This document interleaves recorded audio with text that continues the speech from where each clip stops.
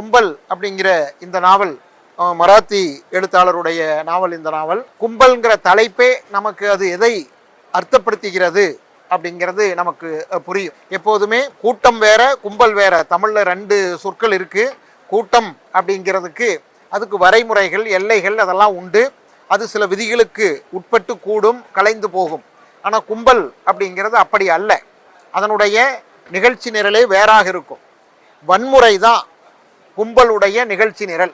வன்முறையை எங்கெங்கே சந்தர்ப்பங்கள் இருக்குதோ, எதையெல்லாம் சந்தர்ப்பமாக பயன்படுத்தி கொண்டு வன்முறையை நிகழ்த்த முடியுமோ அப்படி வன்முறையை நிகழ்த்துவது. அது கருத்தியல் ரீதியான வன்முறையும் அப்படி இருக்கும்.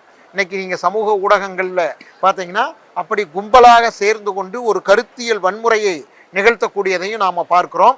அதே போல சந்தர்ப்பம் கிடைக்கும் போதெல்லாம் சாதாரண மக்கள் மீது தாக்குதல் நடத்தக்கூடியதையும் நாம் பார்க்கிறோம். அவங்க சொன்னது போல சாதி அடிப்படையில் கும்பல் வன்முறை நடக்கிறது, மதத்தின் அடிப்படையில் நடக்கிறது. இந்த நாவல்ல இன்னொன்றும் தேசியத்தின் அடிப்படையில் நடக்கக்கூடிய வன்முறை, அதையும் இந்த நாவல்ல அவர் சொல்றாரு.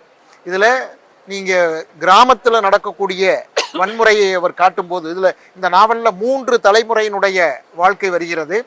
ஆனந்த் என்ற ஒரு ஆசிரியர், ஒரு இளைஞன் ஆசிரியர், அவனுடைய வாழ்க்கையை சொல்வதாகத்தான் இந்த நாவல் அமைஞ்சிருக்குது. அவருடைய அப்பா, அவங்களுடைய தாத்தா கிராமத்தில் இருக்கிறாரு. தாத்தா இருந்த காலத்துல, தாத்தா கிராமத்தில் இருக்கும்போது அந்த கிராமத்தில் கும்பல் வன்முறை ஜாதிய அடிப்படையில் அங்க இருக்கக்கூடிய மக்களை தீயில் தூக்கி போட்டு கொலை செய்கிறது. அதுல இருந்து தப்பித்து தான் அவருடைய தந்தை நகரத்திற்கு வருகிறார். நகரத்துக்கு வந்தா அந்த வாழ்க்கையில அங்க நகரத்தில் நடக்கக்கூடிய கும்பல் வன்முறைங்கிறது மதத்தின் அடிப்படையிலும் தேசியத்தின் அடிப்படையிலும் நடக்கக்கூடியதாக இருக்குது.